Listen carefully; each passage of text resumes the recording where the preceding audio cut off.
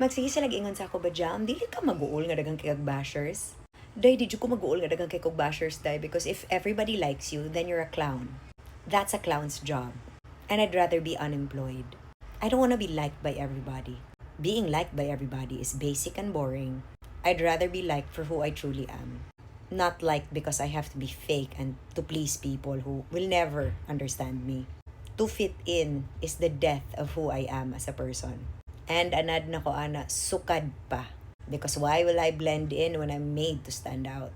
And kanang maingon sila nga, daghan kay kag bashers out, ingana biag yun ng irok buang. Mupaghot biag yun nagdi kasabot. Mupaghot og kotobra na diha. Magsige ra nagpaghot, wa yun ay paak.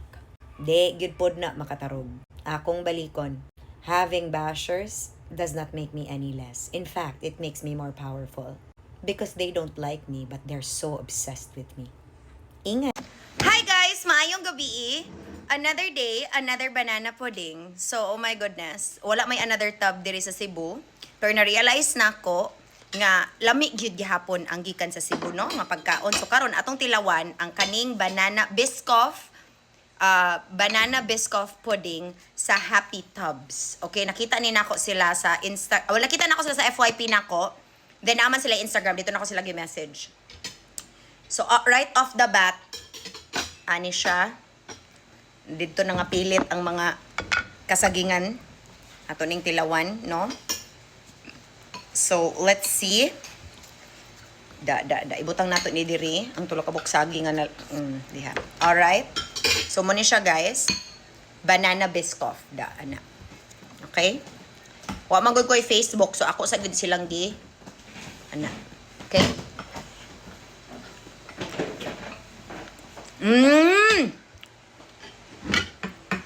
Alam mo, ilang nakuha ang akong gusto. Sakto ang katamis.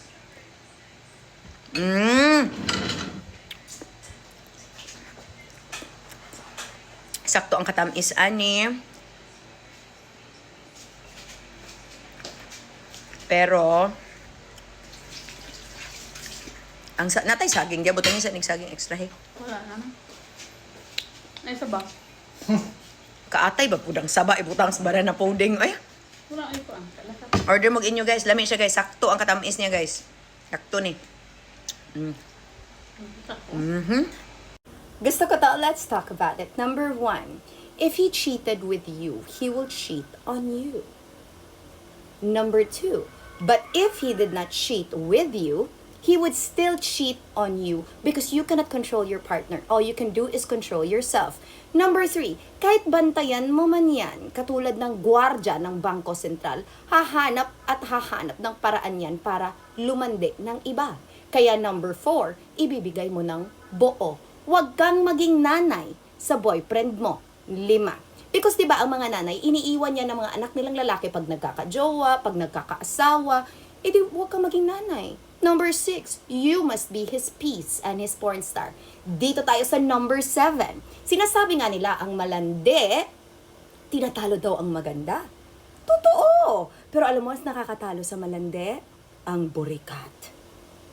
Kung alam mo naman that you give your boyfriend porn star service at home, hindi yan lilingon-lingon yan dun sa malayo. Lalo na kung kilala mo naman ang boyfriend mong palaiyot. Kaya kung palaiyot ang pinili mo, umiyot ka.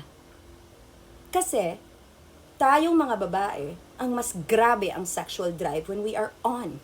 But when we are off, we are off. Kaya make damn sure na yung pinili mo, nakaka-turn on sa'yo. Kasi kung hindi siya nakaka-turn on, itapon, palitan ng 7 plus 3 reliever. Number 8, hindi mo naman titikman lahat. Hindi mo titikman lahat. Sakit ang aabutin mo dyan, be, at unwanted pregnancy. Hindi tayo ganon. Okay? As a high-value woman, do not make your man the center of the universe because he isn't. You are the center of the universe. His universe. If he does not protect you, provide for you, and profess his love for you, alis! Leave! Now, saan na tayo? Number 8. 8 na yon. Number 9 na tayo. Ladies, please lang. If your partner cheats on you, hindi yan kasalanan lang ng lumandi sa kanya. Mas kasalanan niya ng lalaki sa buhay mo. Okay? Lagay natin yan dito. Hindi na ipapahiya mo, number 10 na ba? Hindi na ipapahiya mo yung babae, tas babalikan mo yung lalaki. Uy, day.